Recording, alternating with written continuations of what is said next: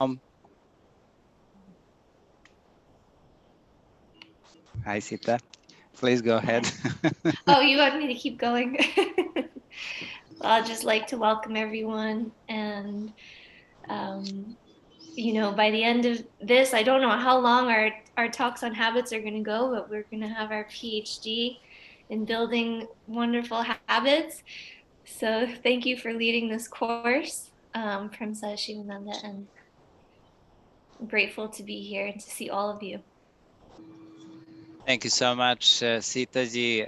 This is a small collaboration between Love Integration and sometimes Come Together Yoga Center and myself. And as you know, we do things like this together to kind of get inspiration, to share the inspiration.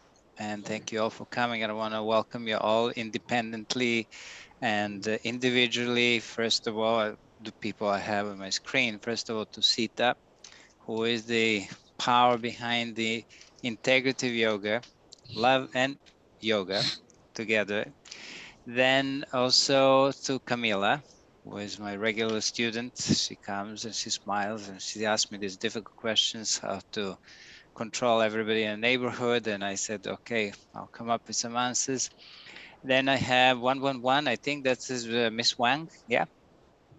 Stella. Oh, Stara. Yes, welcome. Yeah, you're also a little bit shy, but I'm gonna call you. Then we have Emily, kind of. How are you? I don't know your name. I'm Hi, good. hi. Thank you. How are you doing? Good. How are you? I'm good. Oh, much Yeah, better now. Thank you. good. Welcome to the class.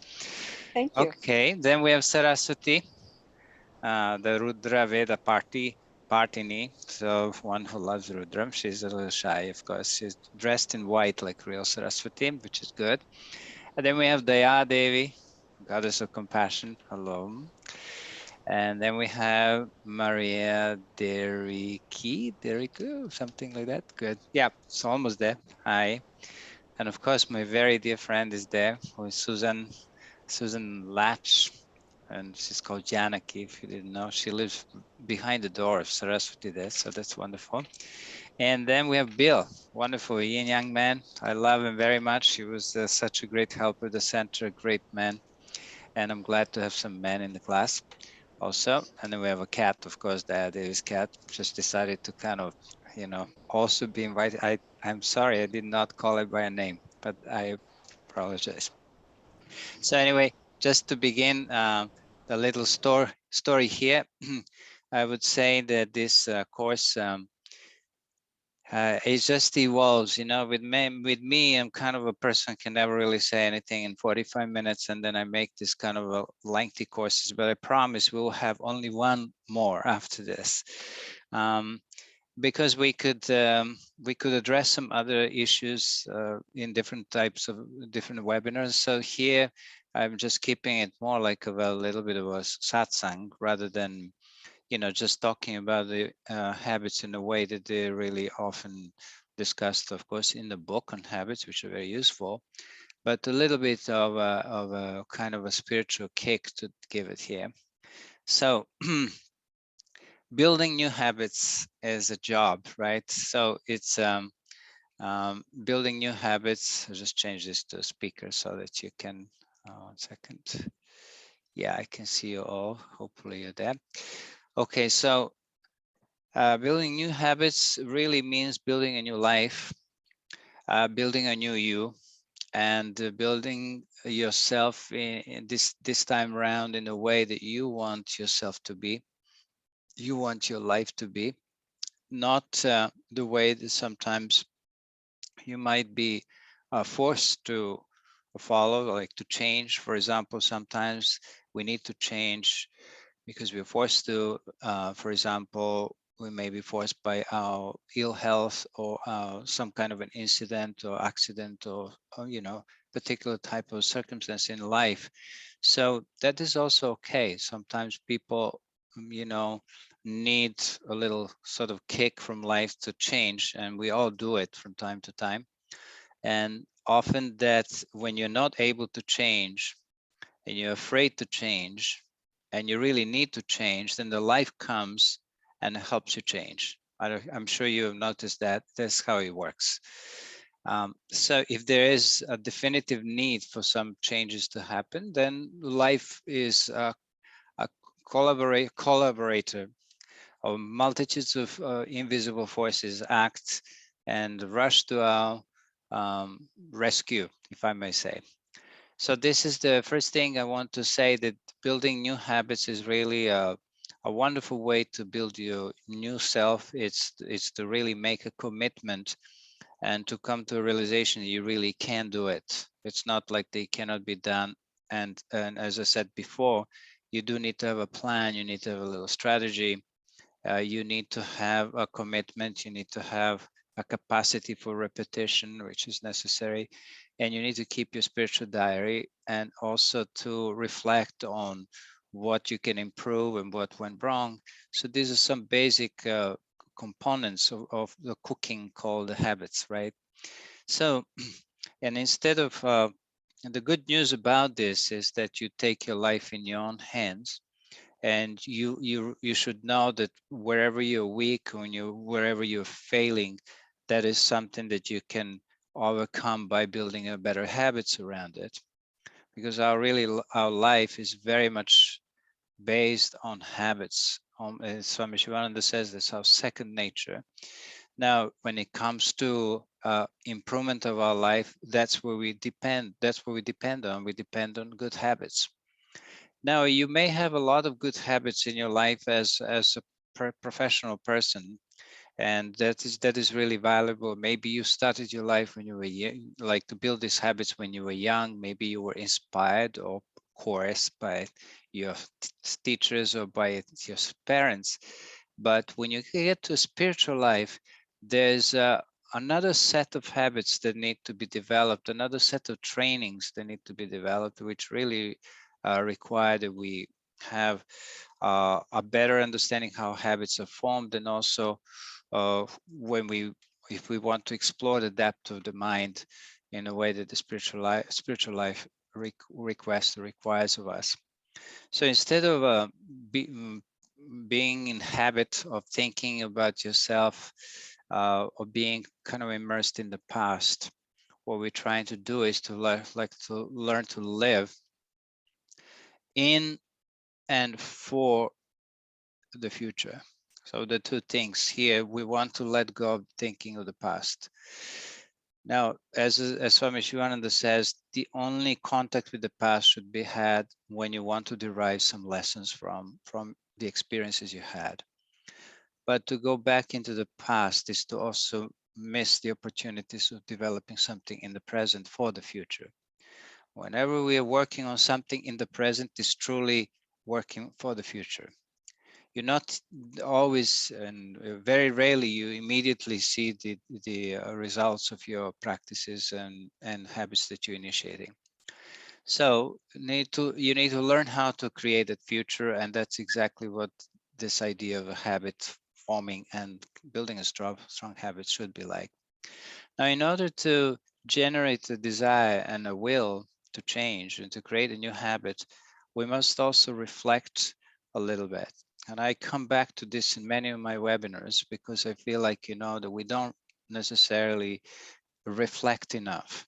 It's not just reflecting on how you did this today, what you did and all that, but it's to actually reflect in a way by asking yourself very important questions, right? So we must frequently ask ourselves, what is the goal, the purpose of our life? The clearer you are about this, the easier it becomes to build good habits, because your good habits work on a principle of reward, right? So your highest reward here as a spiritual aspirant should be liberation.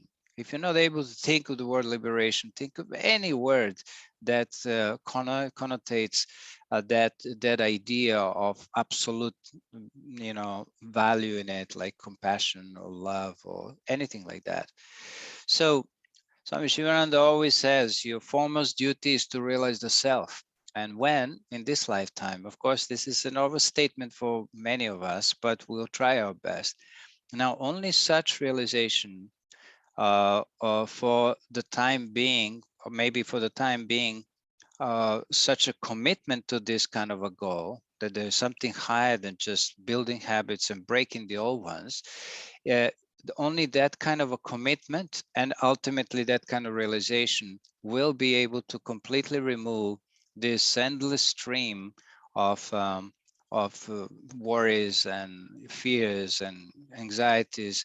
And in addition, will also create the condition or the state of our mind in which we really feel happier and more balanced. And at the end, we should learn to do this and become that and remain that way, sorry, under all circumstances, in all conditions, in all kinds of environments. So it's a big task, but one step at a time.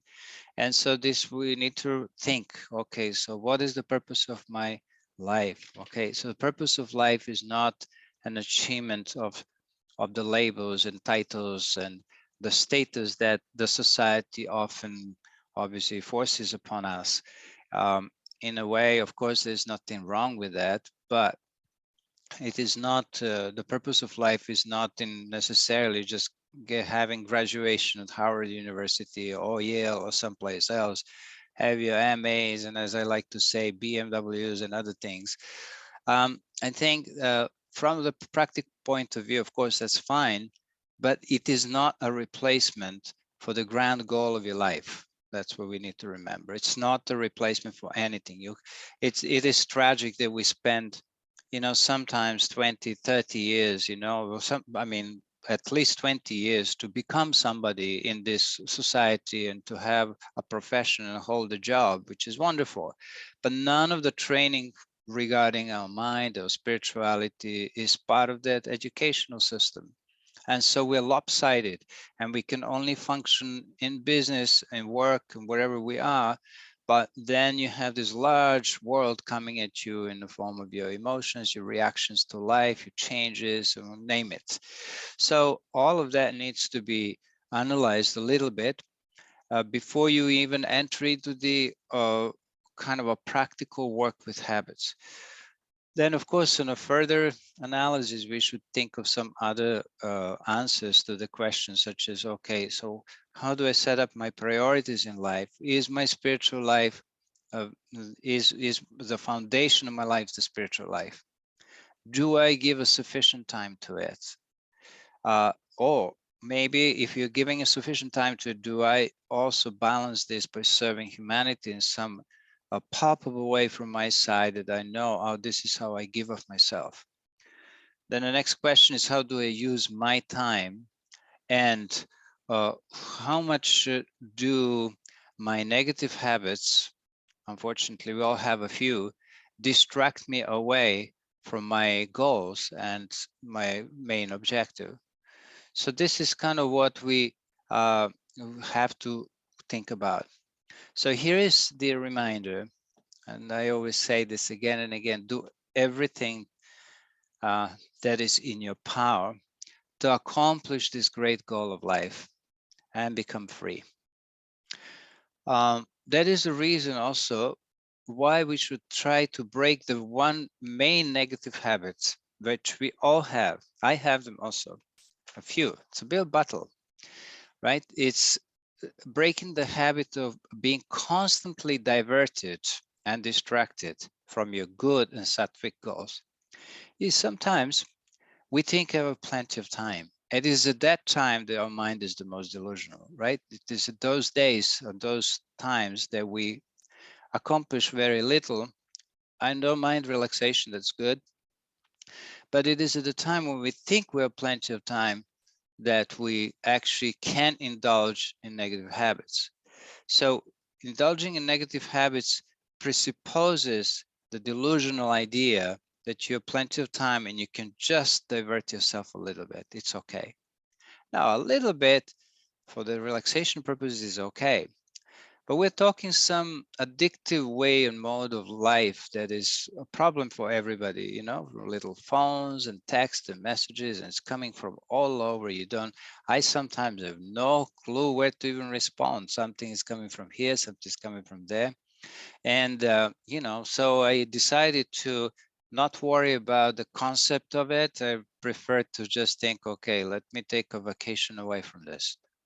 So sometimes you may not hear from me for days. It's okay. Sometimes you may not hear anything like that. It's still not great. And I think the times are coming that this technology is just simply going to kind of enter into the beings. Like, you know, the artificial intelligence means that you're on some level merging with this intelligence badly, I guess, for most of the time.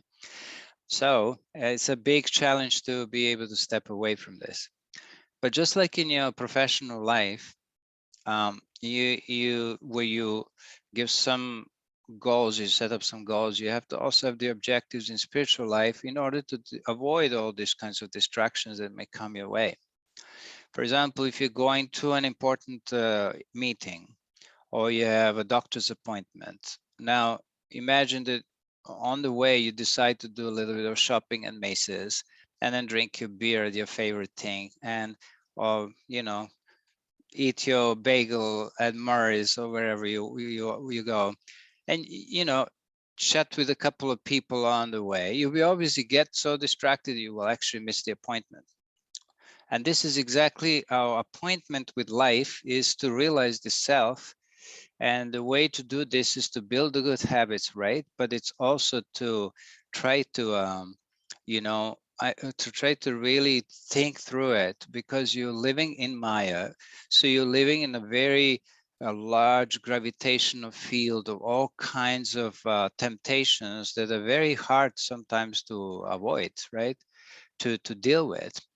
So to resist. So this grand goal that I think of, your central goal of your life, is not a goal as such, is rather, it's in fact an emergency. This is like another word we have to use. Like a spiritual life is not a choice, it's not an alternative. It's an emergency because we've spent so much time doing all kinds of other things, wrong things, but we're not doing what's really the most important for us. And sometimes we want to do what's most important for us and we're not able to, because of the way we wrapped up ourselves in desires and obligations, so-called, and society and everybody, you know. There are people who every day have to meet somebody for dinner, they have to go somewhere. It's like a, you know, you can say it's okay from the point of view of your social life, but then again, how much time can you give to yourself? And this, I think, it's very important. Not that these other things do not matter. Okay, I myself think it's important to spend some time with friends and talk to them and everything. But this spiritual realization is the necessity of the absolutely the highest order. And yet so few people pay attention to it, and they don't even, you know, they think, well, if I realize it's okay, if I don't realize it's okay, if I become free, it's okay. Now imagine, you know, you know, you're in a prison someplace, and then you say, you know, if I get freed, it's okay. If I don't get freed, it's okay. No, it's not okay. You want to be free. So this is why we need to what we need to concentrate. So first comes the grand goal, then there comes this little body, which is a problem for everybody, because the body has this little vital cravings for things, for foods, for this and that. I'm not going to name it, but you want to be able to think like this: I will do everything I can to protect this body from wrong choices in terms of food, also from becoming too busy. I mean, I paid my also price for that, to the point that you lack rest and you lack exercise and sleep, even friendships, and most importantly, a spiritual practice. Yeah, King. That is a distraction that is generated on the model of materialistic life and society, which I often think about, and I think it's really bad news.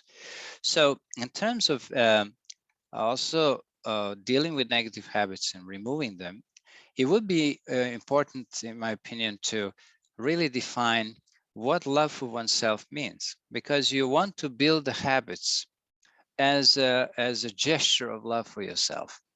Isn't it amazing? I mean, I know that there are people who build good habits and they're amazing and they can do different things, but spiritually speaking, you know, this love for oneself, if it's properly defined, becomes you again an inspiration to move forward. Now, we should understand that if we, and we do, sometimes we eat junk food and spend time in, bars and pubs in Manhattan. We don't have this where you live, people, maybe, I don't know, but reading all kinds of unnecessary, literature, watching the strange movies.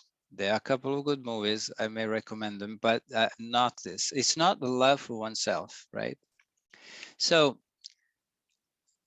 for love for yourself or for oneself should be sattvic, meaning it should um, it should be based on some discipline. This is essential in life. Now, when people live chaotic lives as they do, uh, many people haven't got a proper rhythm to their life, and we learn from nature that that's something that we need to learn to cultivate. And the nature teaches us that every morning the sun rises in the east and it rises at a particular time. It's regular in a way it does. It goes and it sets in the west. It's regular what it does. You follow some dharma it's on, right? Only humans can get up whenever they want, go to sleep whenever. If it wasn't for work, I tell you, most people will probably be turned into like lying sausages, if I may say. Sorry, it's something rather strange. Oh, they would not move. It will become, as Swami Shivananda called them, a horizontal beings. Like that's what we would not care about anything. Thank God we have work, we have some obligations, some duties to keep us active, right? So anyway, when there's no rhythm in life, the people become overstressed, they become depleted energetically. And so when they eat, in that state of chaos, they eat anything they want, they do whatever they want, they identify with any kind of thoughts that come to their mind. So what happens is that they believe that they're simply exercising their freedom of will and their freedom, right? So if you ask some guy who's getting drunk, he just says, I'm free to do it. Well, your idea of freedom is wrong. It's not really, you're not doing something freedom. You're actually dominated and controlled by a particular desire, but now you interpret it as a desire, as a freedom, right? So that only leads us, that kind of a thinking is delusional. It leads us only into more chaotic living, unfortunately. So the conclusion to this part is I say, do love yourself. It's very important. But we must understand what that love is and who we really are. And then again, you're missing that spiritual little definition of your objective of your life in order to properly relate yourself to yourself, right? So there's nothing wrong to love oneself. It is completely normal. It is the most natural instinct. It's it's because it's an instinct. Instincts are made and created to protect you. But as human beings, we tend to break these instincts, right?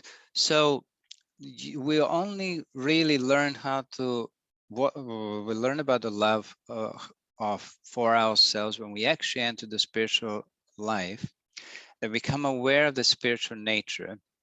And now, because you want to realize yourself, you want to live it, you want to be it, right? You want to truly be that. You want to start to pay attention to what is good for your body and your mind. And of course, to avoid what is harmful. So this is good news. Unfortunately, we have for a long time been adopting some kind of a junk culture. And I think at this point, this is like almost immeasurable. Like you think about what's available there that has nothing to do with health or proper, mental state or anything. So when we don't love ourselves, if we eat and drink junk things, right? When we smoke pot and we smoke cigarettes or take drugs or pollute our bodies in infinite ways, right? With all kinds of poisons. Or mentally, when we indulge in the activities that are detrimental to our mental health. breaking out what we call a mental dharma, such as in the destructive thoughts and feelings that we end up not being able to control. So we get dominated by them. Or, in modern social media stuff, junk movies and junk social media, junk everything, junk politics has become junk because it's really hard to even know where the truth is. And you should follow your instinct. You say, this does not agree with me. If there's a violent movie or, a sexual movie or some kind of a thing that initiates different thoughts in your mind, naturally, you wouldn't say, well, it's only a movie. It is a movie, but it's definitely affecting us. So again, you can do this in the name of some socializing, having good time. And sometimes we do, it's okay. Sometimes everything, sometimes a little poison sometimes is also okay. But don't drink poison on a daily basis. I mean, you will drink it only once. And then you say, oh, this is good for me because I'm, expanding my mind. I'm seeing how I'm dealing with the temptations different. I wouldn't go that far. So the principle here is that let us redefine this love of oneself, so that you understand, you become a true protector of your own body and your mind. Or we say you become a true protector of your rented car in the form of your body and even in the form of your mind. These are given to you only with a license for a few years in this lifetime, not for longer than that. So what we do, we exercise to become careful and not to allow any impure and harmful things, elements to come into us, whether they originate from a physical environment, technical or technological environment, or psychic environment, or nature environment. We know that. So that's the commitment we're making. Okay. Now, you again have to remember that we are the creator of our destiny. And as Swami Shivananda lovingly says, do not please worry about what faults and mistakes you have ever done. So that could be creating a new habit for ourselves, is to not go back and think, oh God, I done this, I didn't do that, or I should have done that, or like this, or to dwell on the, some people who may harm you and did wrong things to you. You're just a happy little person right now, and you want to stay there, and you say, I'm a new person, I'm going to build myself every day like this. But this is a negative habit that needs to be avoided. Going back to the past and saying, I was faulty, I did this or I did that. Because if you, again, as I said, if you think in this way, your creative energy is going to be trapped by your past, and nothing is going to be available for you to create the future. You'll be just repeating like a little program you have in your mind. So it can be very subtle though. Last time we talked a little bit about traumas at the end of it, and I am planning to do hopefully only one class on trauma from my perspective, spiritual perspective, and a little bit my input in it, so we see what happens. So anyway, mind is the bundle of habits, and we all have some bad habits and some, tendencies like that, and they may not be operative in our being, in our mind, unless there is something that tempts them to come out, right? So I don't think of a chocolate right now, but if you walk with a chocolate like in front of me, I will be giving a talk and I'll be like, hey, wait a sec. So it will come up, right?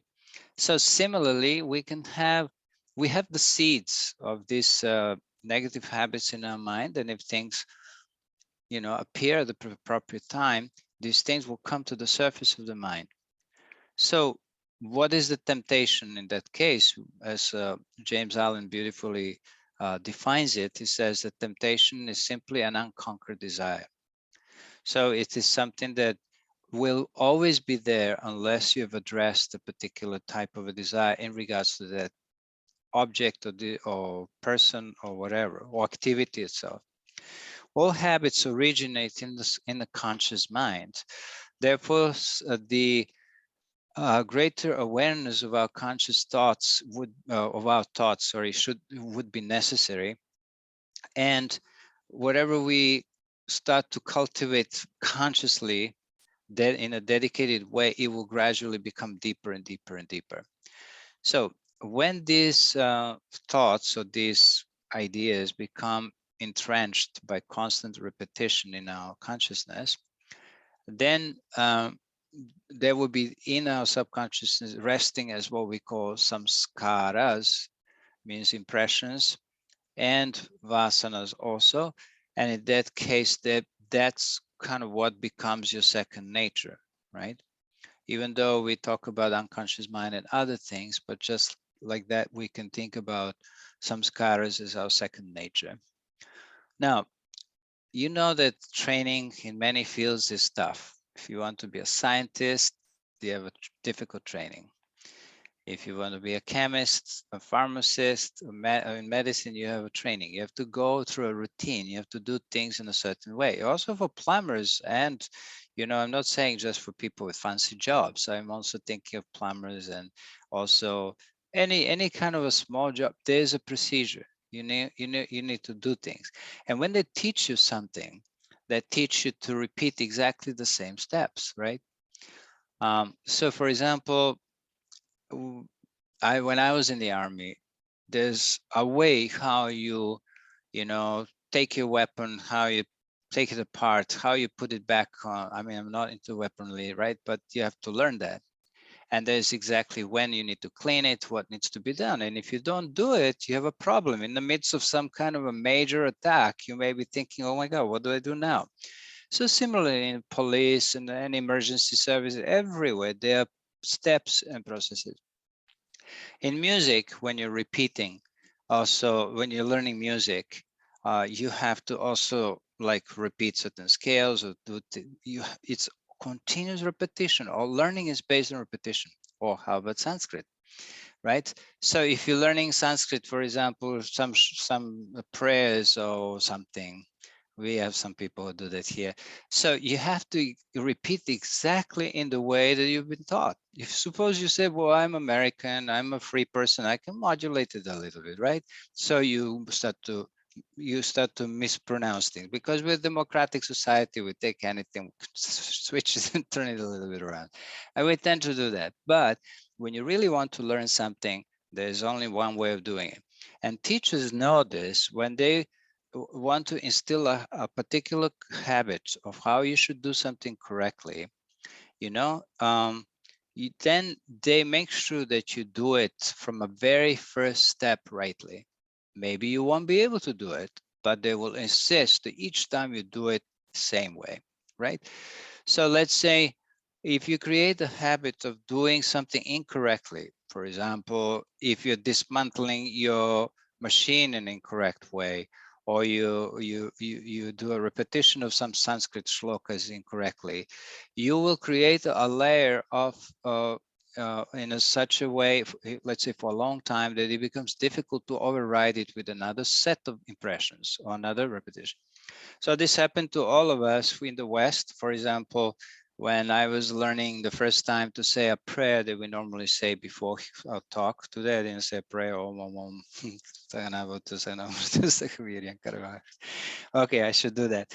Anyway, the first time you do, there's a lot of nuances is that it's easy to miss, right? You don't hear the sounds, or the teacher himself who was teaching originally didn't know. And then somebody says in this, instead of this sound, this other sound should be said, and it's so hard, because when you start to repeat something automatically, it's already been built in your system. So this is what happens with everybody. So the best principle in developing anything is to actually do it first time well and as correctly as you can. So first time round, this is the first principle. If you're learning cooking, you're learning how to do something, this is the way to do it. You may not be able to do it correctly, but you try. So though habit is our second nature, it can still be changed, right? What happens is when you're changing a habit, you're putting a new layer of impressions over the old layer. So you're not really destroying an old habit as such, but you're creating a new habit, a new layer of samskaras, which eventually will become stronger than the previous, and the other ones will be just quiet down there. So you can change any habit if you have some patience, if you have some effort, the will, so will come. So Swami Shivananda always reminds us that there's a list of things that we could gradually, master. So from, if you want to say, from handwriting to doing something, like waking up early, going to sleep early. I mean, for me, that was the most tremendous habit that I have fought for so many years, going to sleep late. I grew up like that, like a kid, you just watch your movies, you do strange things. You go, you play sports until 11 in the evening, and you come home 12 o'clock, you're hungry, you start baking your eggs and stuff. Like, this is what we used to do as little boys. Unfortunately, that's not the way to live, but we did it. So you can also, apart from doing your physical, changing your physical habits, you may want to also investigate and reflect about how you think about certain things and why you think about those things in that kind of a way. Books may tell you this is not good food for you, or this activity is not good for you, but you have an established way of thinking, which now generates, obviously that activity generates some pleasure for you. Whatever has a pleasure, whatever is pleasurable to us, we have invested into it in some way. We have set a value on it. And that value is very difficult to change. So that's your idea that you have about something. Now, Swami Shivananda says you need to generate a new idea about the same thing. So, for example, I think I talked about this. Let's say you eat, uh, cheese all the time. So now you read someplace that cheese is not good. The casein that is inside, it makes it makes the mind addicted to cheese and stuff like that. There's all kinds of things. So now you say, okay, I want to give up cheese. So some people can do it just like this. It's also true. But still, it's useful to actually think about this new idea why the cheese is not good for you. And then you think more and more and more like this. So it becomes now a new value where this cheese actually is not good for me. And this way we can change it. So you can have a vegan cheese. And I'm teasing it. It's not absolutely the best alternative. So whenever you try to change, what's going to happen is that you're going to have a little tug of war. There will be a little war between what's called the swabhava, your kind of second nature already, your habits established from before, and your will that is trying to establish a new habit. Don't be surprised, but it is fine. We can still master everything. See, so now, last time I think, and the time before that, I wanted to introduce a couple of just good habits for fun. One of the habits that I like is called pay greater attention to the people, to nature, to anything that you happen to meet. So you have to learn to exercise to see the people, anyone you want to see, in almost like a sacred way. You want to see them as something that it's quite that they have a unique nature about them, and the creators put them in this life, and you want to just simply look at them like that, and at least for some moments to look beyond their physical appearance, right? Or to look beyond the social status or level of education or anything like that. So for beyond appearances and the form of their body, of their face or their face, lies the same reality as the one within yourself. Like that. You can think it's a Vedantic little habit. Or if you want to say nice habit to just try to observe people in a different way. There will be, of course, challenging coming if these people are sort of somebody not very nice people or whatever.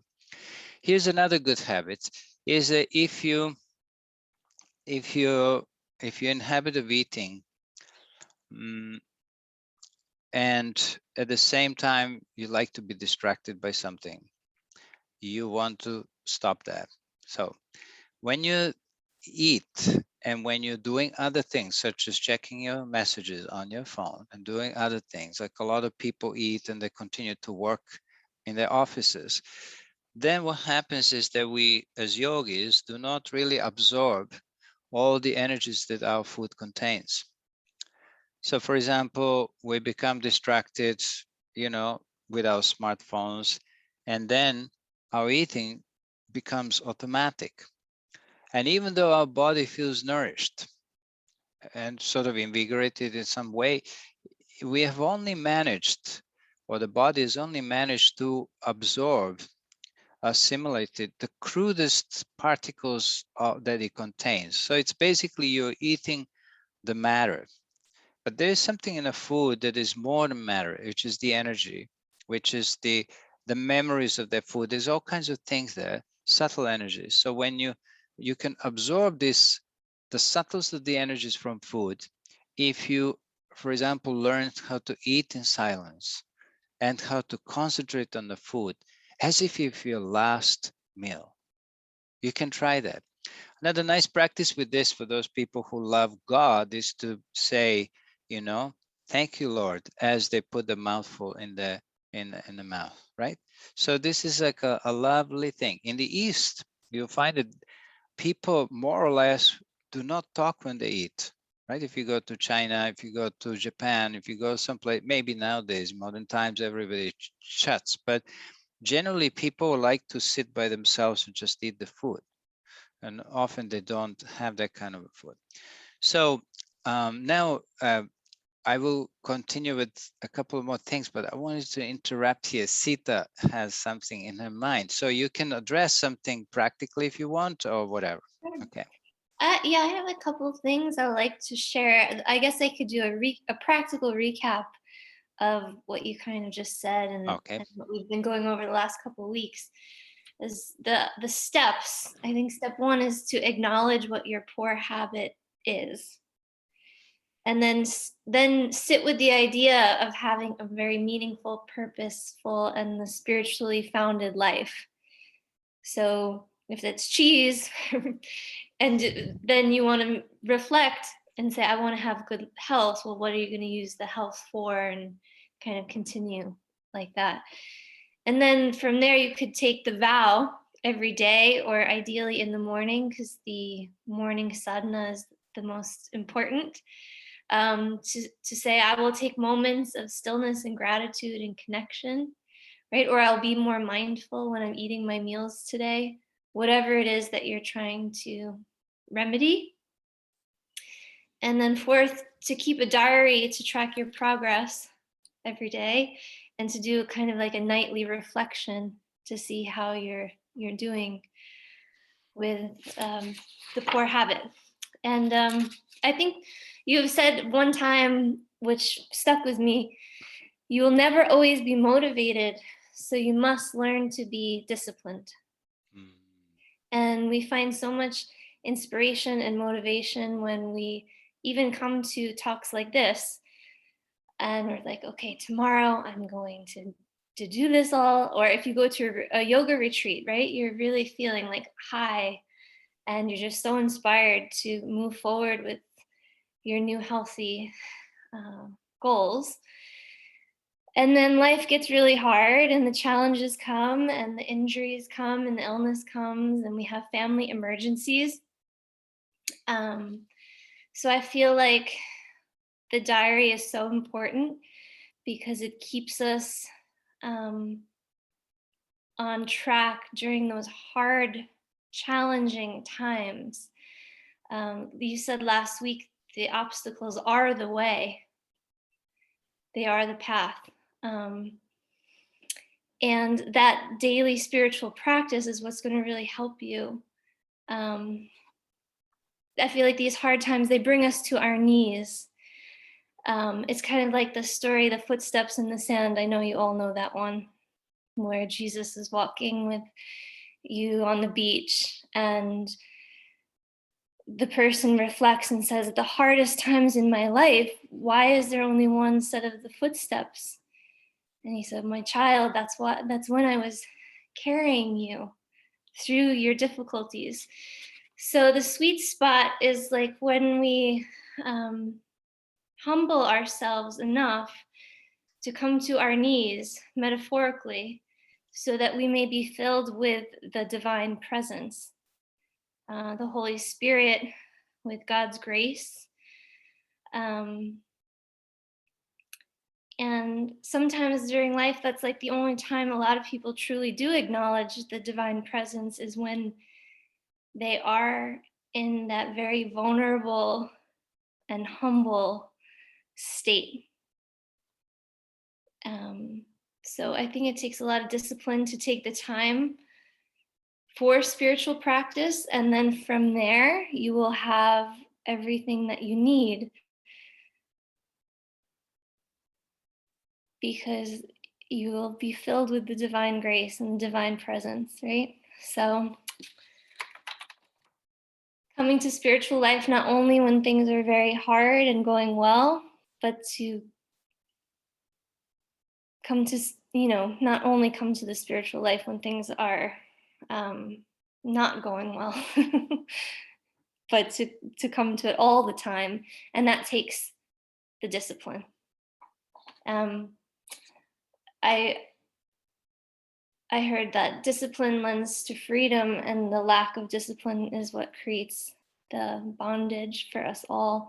And so the yogi is free through our discipline and through our practices. So anyway, that's all I really wanted to say. Thank you. Wonderful.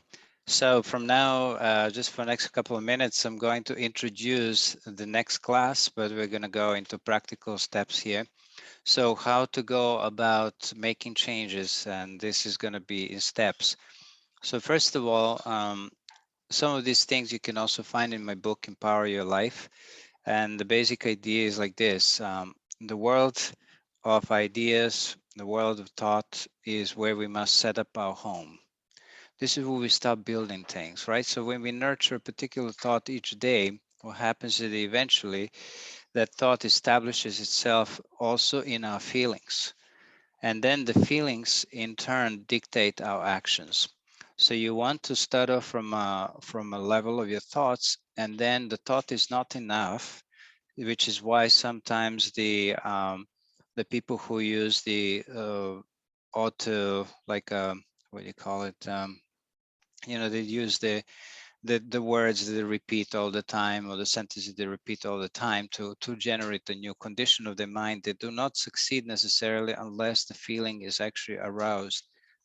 So we want to have that order. So thought, feeling, and then the actions. So the basic principle is the nature, as we know, even outside, never moves in great steps, meaning by leaps. It doesn't jump. So I think this was said by Aristotle, who says natura not facit saltum, meaning that it doesn't jump, it doesn't kind of make it doesn't skip any steps. He always moves forward and slowly. And the evolution is better than the revolution. This is even so much more correct in spiritual life. If we tend to move too fast in spiritual line, we're going to be struck somewhere, and we have to fall back, and we have to rebuild what we didn't do. So whether it comes to pranayama, asanas, or when it comes to your exercises of kinds of mental discipline, this is always the best thing to do. Take one principle and you repeat it again and again and again, slowly, diligently, building yourself one step at a time. So evolution is always better than revolution. And why? Because when you try something to do in a revolutionary way, you try to kind of change all of your being all of a sudden, and that's not really what the truth is about your being. Only some parts of you want to change, and the rest of your nature is basically is just going to put up a fight. So this is the first principle. Then true power, the true power is acquired by small and renewed efforts. So you each, the whole idea of building habits is to actually work and what's known to be a small habits, not changing everything about something. For example, if you want to change your food, you change one small things in it, but it's consistent enough that it actually builds into a habit.